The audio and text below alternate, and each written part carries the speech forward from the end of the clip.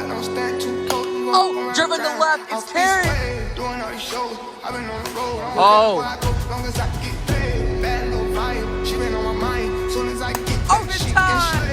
Overtime. This ain't no surprise. Every other night another movie getting made.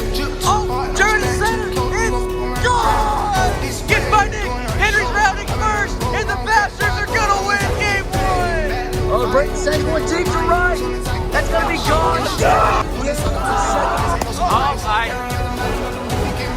Every other night another dollar getting made. Every other night started with a good day. I feel like a child, I got boogers in the face. I'm dancing in the dollar, this shit is a parade. I don't want your train. All right, I'm Elijah Edwards here with the third ever NWL Wiffle Ball World Series, and it's one unlike we've ever seen before. We got the 1 seed, 15-2 now, Winchester Warriors, going up against the 2 seed, 13-5, Biscuit Bashers. We look at the story for the Warriors. They're looking to three-peat. They lost Nathan Scott. Well, I say it as if I'm not on the team, but made a good run this season, and we're back in the World Series. Meanwhile, for the Biscuit Bashers, they've been underdogs since they started. Well, 4-11 season 1, 8-7 last year with a disappointing semifinal sweep, and now this year they come back better than ever. They've kind of dominated the league, and now they're here in the World Series and look to get their first ring and be the first team ever to dethrone the Winchester Warriors as champions of the league. The story of this series is myself and Henry Hedrick. I'll show some clips. We've been playing wiffle ball together for a very long time, probably since the age of 12. So this World Series matchup has been really years in the making, so it should be exciting to watch. Before I talk about the strengths and weaknesses and me and Teddy Piper make our predictions, I'll send it out onto the field with Teddy for the player interviews. Thanks, Elijah. All right, we'll go ahead and kick off the interviews here. We'll go and bring in Elijah Edwards. Talk about the games today. I thought you were coming to my right. You came on my left. So your third World Series appearance today. Be the first World Series ever played here at Hunter Complex. Guys, this is the first ever World Series played at the Hunter Complex, as it is very muddy at Eli Field right now. Continue, Teddy. So that's why we're here at Hunter Complex. But you got yourself, Caden, coming in later at 1. You got Cage, and then Braden. How do you feel about your chances today? As it's probably a little bit harder to hit home runs today than it will be at Eli Field. Yeah, that'll make the series much more difficult. Our game has really been the home run ball, especially for myself. That's how we end up winning games is I pitch good and then get like a home run or two and easy win. It's not going to be like that today. We're going to have to work for our runs. In terms of the how we feel about the series, it's been very clear to us that the league is getting increasingly frustrated that we're still winning. And I think this series might be the most everyone's wanted us to lose a series probably ever in this league's history. So yep. We kind of got to take on that villain role, and I think we're ready to do so. We're here to kill everyone's dreams today, and I think we can do it. If somehow this series goes to 5 or 4, who will be the number 2 guy for you to pitch if you have no innings left to pitch? Right now, probably Braden. I would typically say Cage, but I'm going to go with Braden right now. He pitched Game 3 against the Bashers, and we ended up giving him a 7-3 win, and he pitched in Game 2 against the Eagles, and we ended up pulling off the sweep that game. So he doesn't have the best stuff, but he throws it in there for strikes, throws hitters off balance, and he's going to be our good number 2 guy today. Me as number 2 guy. Thank you. Go ahead and bring in the Biscuit Bashers captain, Henry Hedrick.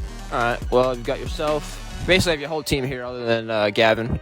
Yeah. Gavin hasn't showed up all season, but it's whatever. But, yep, it's going to be a lot harder to hit home runs today. But I would say the Warriors are probably the worst defensive team. Worst defensive team. Yep, in the league. But how do you feel about your chances today against MVP and back-to-back World Series champ? How do I feel about it? How do you feel about today? I feel all right. We just got to get to Elijah early. Got to get some runners on base because the rest of his team isn't capable of doing much. Yep. But you just have those strikes. Yeah. So I got to make sure I can do it good on the mound. Looking to shock some people today. I'm ready to play. What's the game plan going in today against hitting off Elijah? We just got to get to him early. I mean, CJ said it in the World Series last year, and it worked for them. So if we can put some runs on in the first inning, then get Elijah off the plate, then we'll be fine. Here comes Braden Miller flying down. That will kick it back to Elijah. We'll start off with the strengths and weaknesses. Thanks, Teddy. Back here in the booth, we're here to talk about the strengths and weaknesses of each team, make our prediction, and then we'll kick it down to the field for the national anthem and player introductions later. However, we're going to talk about the strengths and weaknesses of each team. Strengths and weaknesses of the Warriors, I'm not going to say anything because I'll have a biased opinion, but I'll let Teddy take over for this one.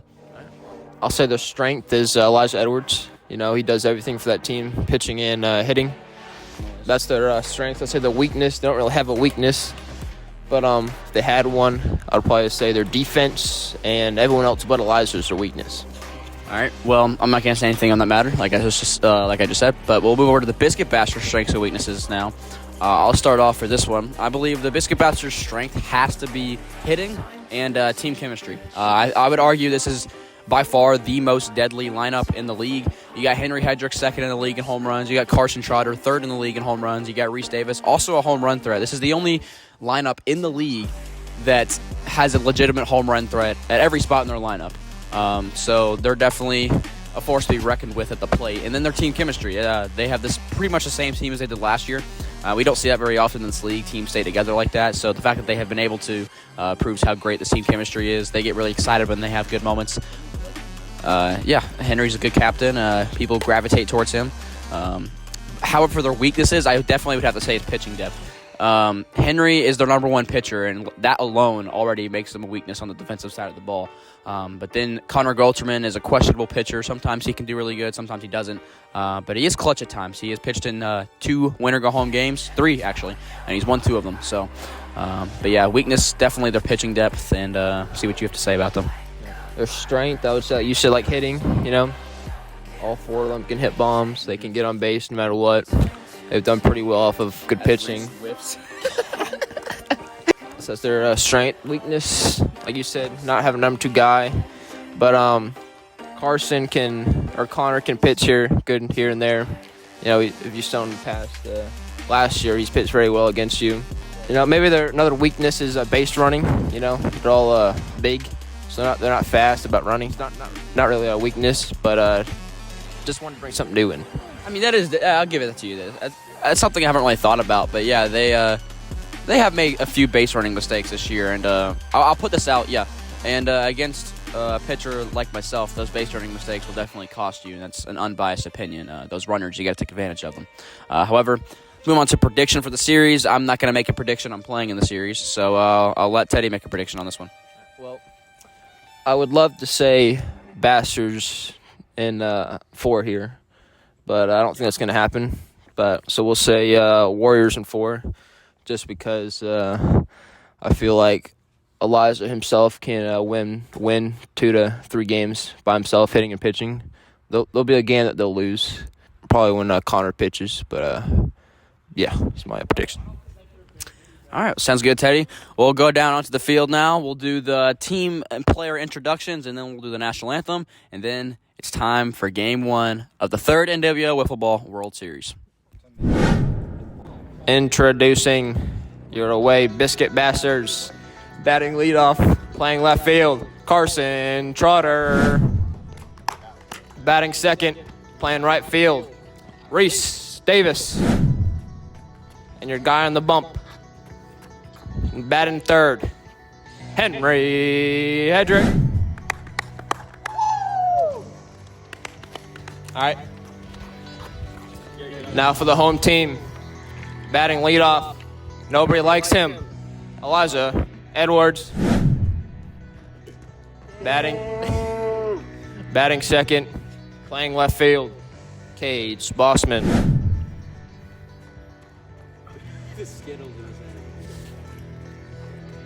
Batting third. Playing right field. Braden Miller.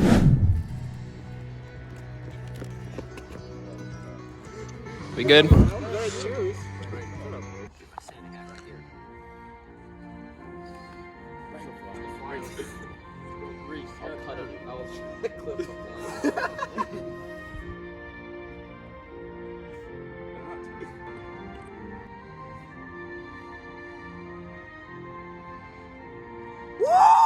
Play ball, baby! Fuck WNBA! Oh my God. Game 1 of the World Series. Finally! Warriors Bastards.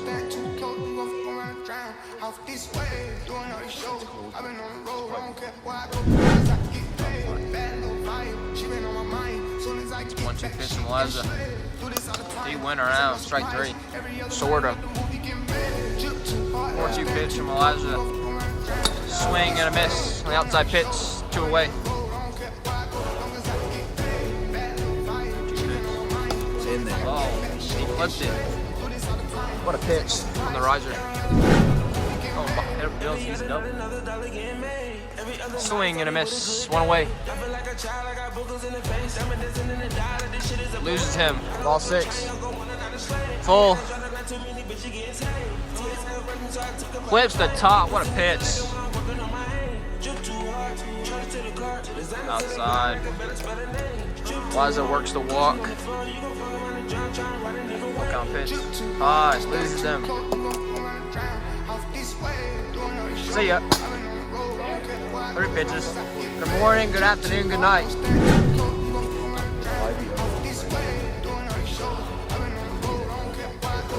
Oh, inside. Get off the walk.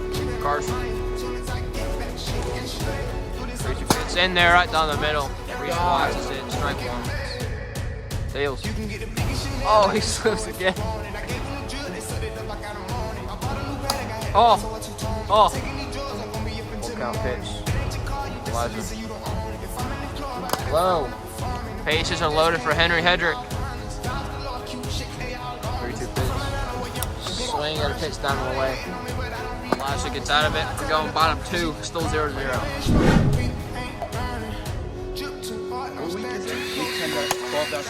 Ground ball. Fumbles it, and he's safe. Ground ball. Fair. Bobbles it, and he's safe. 2 straight bobbles for Carson. Swings. Okay. Oh, he slips. High. 1-0 Warriors. In there. Swings and misses. 2 away for your MVP, Elijah Edwards. Oh, ground ball. Catch. Out. Safe. He's safe. He's safe. And he drops it. Slips and it's a ball.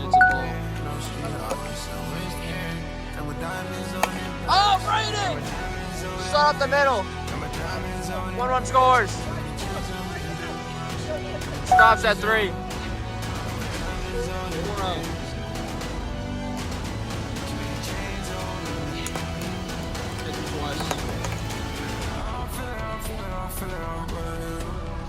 4-0. Did not go. 6-0. 6-0 Warriors. 2 more for a mercy.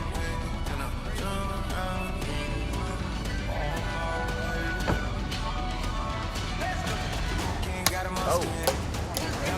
Play. Safe. Cage is running. He's out. Safe. Mercy in the first inning. He was safe. It's supposed to be up to hit that. He was safe. He was safe. He was safe. A wild thing, guys. Game 1, 8-0 Mercy. Not looking good for the bat.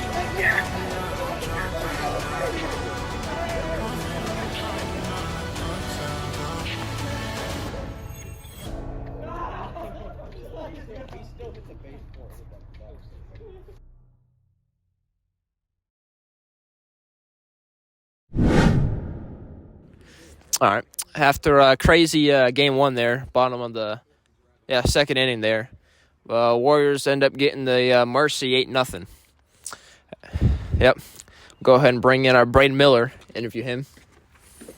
So you had 2 very clutch hits there in the bottom of the second inning, and you hit the game winner mercy for y'all. How do you feel after game 1 here, going to game 2 and the rest of the series going on forward?